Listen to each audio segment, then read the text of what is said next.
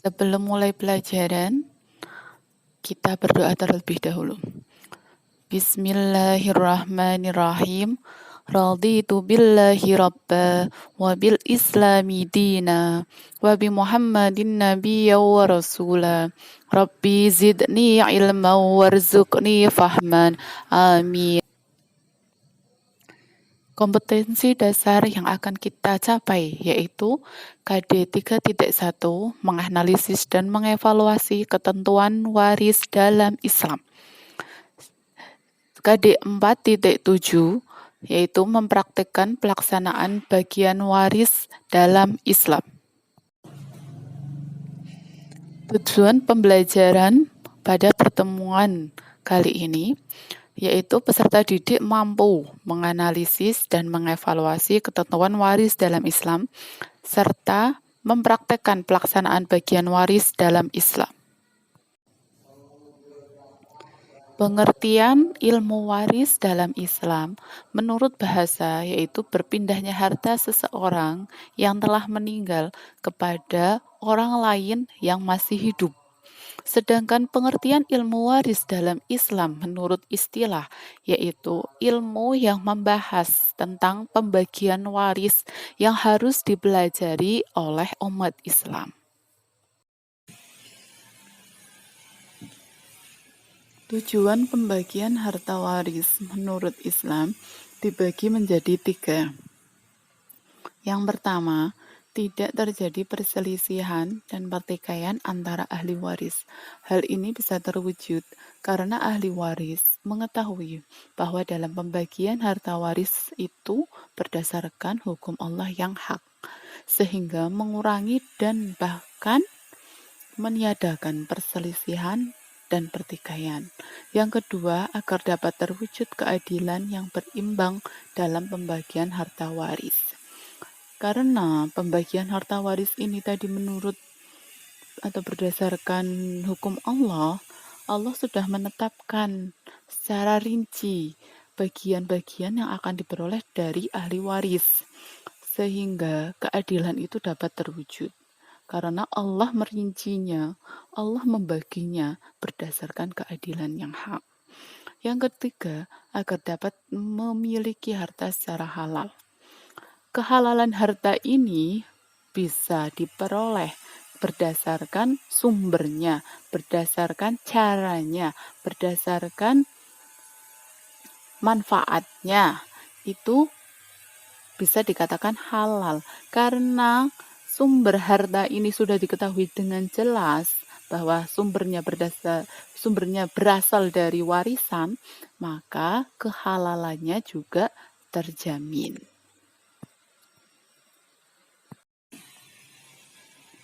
Sebab-sebab memperoleh harta waris dibagi menjadi 3. Yang pertama, hubungan keturunan atau nasab. Hubungan keturunan atau nasab ini dikatakan ada ikatan darah, baik dari anak ke ibu, anak ke ayah, cucu, kakek, nenek, itu merupakan hubungan keturunan atau nasab yang sehingga dapat memperoleh harta waris. Yang kedua, hubungan pernikahan atau musyawarah, seperti suami, istri. Yang ketiga, hubungan seiman atau seagama. Dari semua ahli warisnya ketika mereka beragama Islam, maka dapat memperoleh harta waris. Orang bisa terhalang mendapatkan harta waris itu disebabkan oleh 3 hal. Yang pertama, ketika ahli waris itu sebagai budak. Yang kedua, yaitu murtad, pindah agama. Yang ketiga, yaitu pembunuhan. Apabila seorang ahli waris atau lebih itu melakukan pembunuhan. Ahli waris berdasarkan jenis kelamin dibagi menjadi 2, ada ahli waris laki-laki dan ahli waris perempuan. Ahli waris laki-laki terdiri dari yang pertama anak laki-laki, kedua cucu laki-laki ke atas dari garis anak laki-laki, ketiga ayah, kakek ke atas garis ayah, keempat selanjutnya saudara laki-laki kandung, saudara laki-laki seayah. Yang ketujuh, saudara laki-laki seibu. 8, anak laki-laki saudara kandung ke bawah. Selanjutnya, anak laki-laki saudara seayah ke bawah. Paman kandung, paman seayah, anak paman kandung ke bawah. Yang ke-13, anak paman seayah ke bawah, suami. Dan yang terakhir, laki-laki yang memerdekakan. Apabila semua ahli waris laki-laki itu ada, maka yang berhak menerima harta waris adalah ayah, suami, dan laki-laki. Sedangkan ahli waris perempuan itu terdiri dari anak perempuan. Yang kedua, cucu perempuan ke bawah dari garis anak laki-laki. Yang ketiga, ibu. Nenek ke atas garis ibu. Kelima, nenek ke atas garis ayah, saudara perempuan kandung. Selanjutnya, saudara perempuan seayah, saudara perempuan seibu, istri, dan yang terakhir perempuan yang memerdekakan. Apabila semua ahli waris perempuan itu ada, maka yang berhak menerima harta waris adalah anak perempuan, ibu, istri, cucu perempuan, dan saudara perempuan kandung. Ahli waris dibagi menjadi dua, yaitu ahli waris dzawil furud dan ahli waris asobeh. Ahli waris dzawil furud ini dibagi menjadi 6 bagian, yang masing-masing sudah ditentukan. Yang pertama, bagian setengah. Yang mendapatkan bagian setengah itu ada 4. Yang pertama, suami. Jika sang istri yang meninggal tidak meninggalkan anak atau tidak mempunyai anak. Yang kedua, seorang anak perempuan. Yang ketiga, seorang cucu perempuan dari anak laki-laki. Yang keempat, saudara perempuan sekandung atau seayah. Selanjutnya, bagian seperempat. Yang mendapatkan bagian seperempat ini suami dan istri. Suami mendapatkan bagian seperempat jika seorang istri yang meninggal meninggalkan anak. Yang kedua, istri. Istri mendapatkan bagian seperempat jika istri yang meninggal tidak meninggalkan anak. Selanjutnya, bagian 1/8. 1/8 yang mendapatkan bagian 1/8 ini istri, hanya istri saja. Dengan ketentuan jika suami yang meninggal dunia meninggalkan anak. Selanjutnya, bagian 1/3. Yang mendapatkan bagian 1/3 ini ada 2. Yang pertama, ibu. Dengan ketentuan jika yang meninggal tidak meninggalkan anak atau saudara perempuan. Seorang ibu mendapatkan bagian 1/3. Yang kedua, 2 orang saudara perempuan atau lebih. Dengan ketentuan jika yang meninggal tidak mempunyai anak atau orang tua. Selanjutnya, bagiannya 2/3. Yang mendapatkan 2/3 yaitu yang pertama, 2 orang anak perempuan atau lebih jika tidak ada anak laki-laki. Yang kedua, 2 orang cucu atau lebih dari anak laki-laki dengan ketentuan tidak ada anak perempuan. Yang ketiga, 2 orang saudara perempuan sekandung atau lebih. Yang terakhir, 2 orang saudara perempuan seayah atau lebih. Bagian selanjutnya yaitu 1/6. Yang mendapatkan bagian 1/6 yaitu bapak, ibu, nenek, cucu dari anak laki-laki, saudara perempuan seayah, dan saudara seibu. Yang terakhir itu seorang saudara seibu.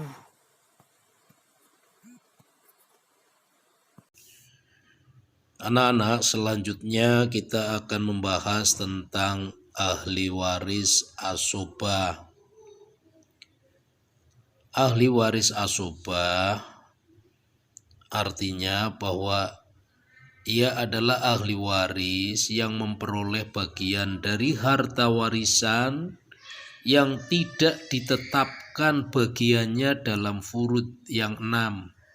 Furud yang 6 itu yang mana? Yaitu nominal yang sudah ditentukan oleh Allah dalam Al-Quran. Ada setengah, ada yang dapat seperempat, ada yang sepertiga, ada yang 2/3, ada yang 1/6, dan ada yang 1/8.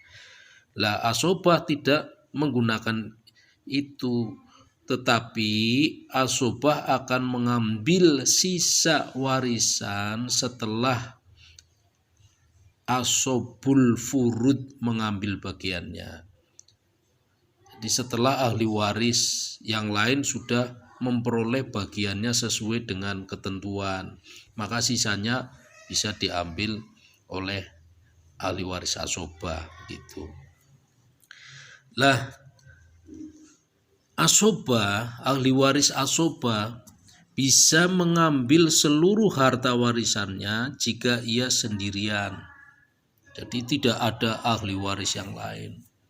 Jadi dia hanya seorang diri, maka dia berhak memperoleh seluruh harta warisannya. Nah, contohnya gampang. Contohnya ada seseorang yang meninggal dunia, meninggalkan seorang anak laki-laki. Ahli waris yang lain tidak ada sama sekali, tidak ada ibu, tidak ada bapak, tidak ada saudara dan sebagainya. Maka ia memperoleh seluruh harta warisan. Berikutnya ahli waris asobah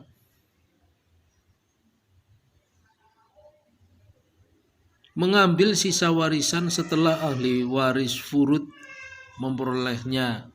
Jadi setelah dibagi, contohnya ada seorang yang meninggal dunia, meninggalkan seorang istri, 2 anak perempuan, ibu dan paman. Nah,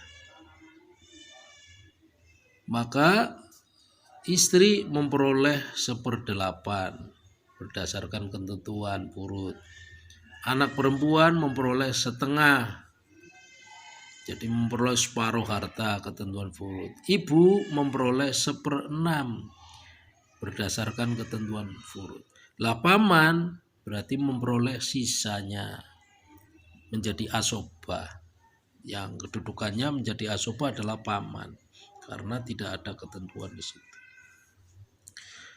Nah, jika harta warisannya tidak tersisa, ahli waris asobah juga bisa tidak mendapatkan apa-apa.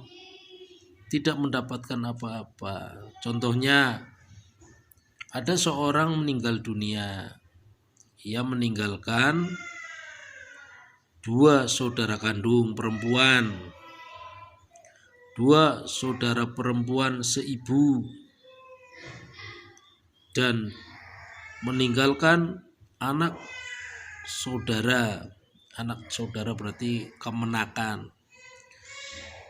Maka 2 saudara kandung perempuan memperoleh 2/3 berdasarkan ketentuan furud. 2 saudara perempuan seibu juga memperoleh 2/3 ketentuan furud.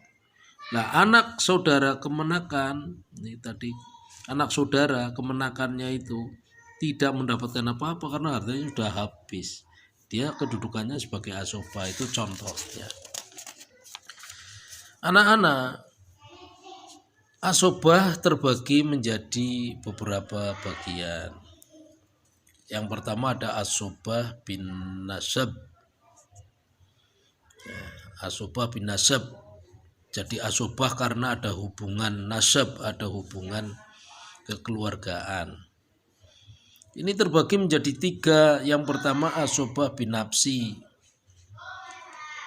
Asobah bin nafsi yaitu semua ahli waris laki-laki kecuali suami, saudara laki-laki seibu, dan muktik. Muktik itu orang yang memerdekakan budak. Itu tidak tergolong asobah. suami juga tidak bisa menjadi asobah. Nah, jadi golongan asobah binafsi itu dari garis laki-laki, meliputi anak laki-laki, putra dari anak laki-laki, ayah, kakek, saudara laki-laki kandung, saudara laki-laki seayah, anak saudara laki-laki sekandung, anak saudara laki-laki seayah, paman sekandung, paman seayah, anak laki-lakinya paman sekandung, anak laki-lakinya paman seayah. Itu. Nah, maka dalam hal ini masih terbagi lagi sebenarnya anak-anak. Jadi kalau diarahkan, dikelompokkan yang lebih detail, maka ada yang pertama ada arah anak, mencakup seluruh anak laki-laki, keturunan anak laki-laki, sampai cucu, cicit, seterusnya. Yang arah kedua itu arah bapak, mencakup ayah, kakek, seterusnya ke atas. Nah, arah yang ketiga itu dari arah saudara, saudara laki-laki, juga mencakup ke anak-anaknya terus. Yang keempat arah paman, mencakup paman kandung, paman seayah, dan lain sebagainya. Tetapi ketika pembagian waris, maka yang lebih diutamakan adalah dari arah anak. Dari arah anak.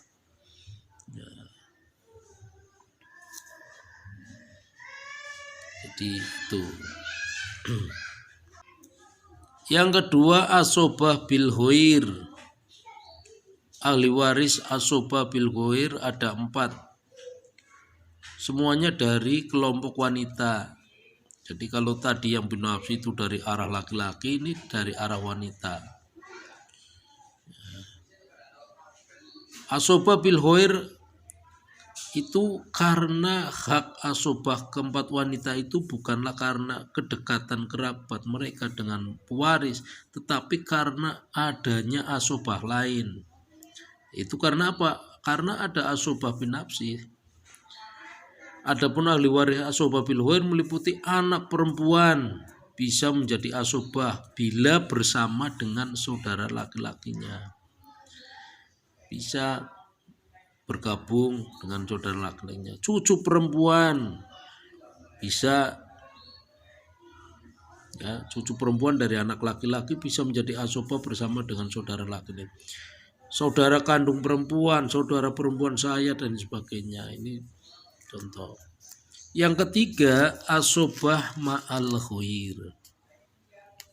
Yang termasuk asobah ma'al ghair ada 2, yaitu saudara perempuan kandung 1 orang atau lebih, saudara perempuan seayah 1 orang atau lebih, itu bisa menjadi asobah ma'al ghair. Secara hukum asobah ma'al ghair berdasarkan hadis Rasulullah ketika Abu Musa al-Asy'ari ditanya oleh para sahabat yang lain, maka beliau mengutip sabdanya Rasul, bagian anak perempuan separuh dan saudara perempuan separuh. Itu jelasnya. Tugas Pak Edi meninggal dunia, meninggalkan ahli waris yang pertama seorang istri, kemudian seorang ibu, kemudian seorang ayah, 1 anak laki-laki, 2 anak perempuan, dan 3 saudara laki-laki. Harta yang ditinggalkan sebesar 100 juta rupiah dengan biaya perawatan jenazah 2 juta. Berapa bagian masing-masing?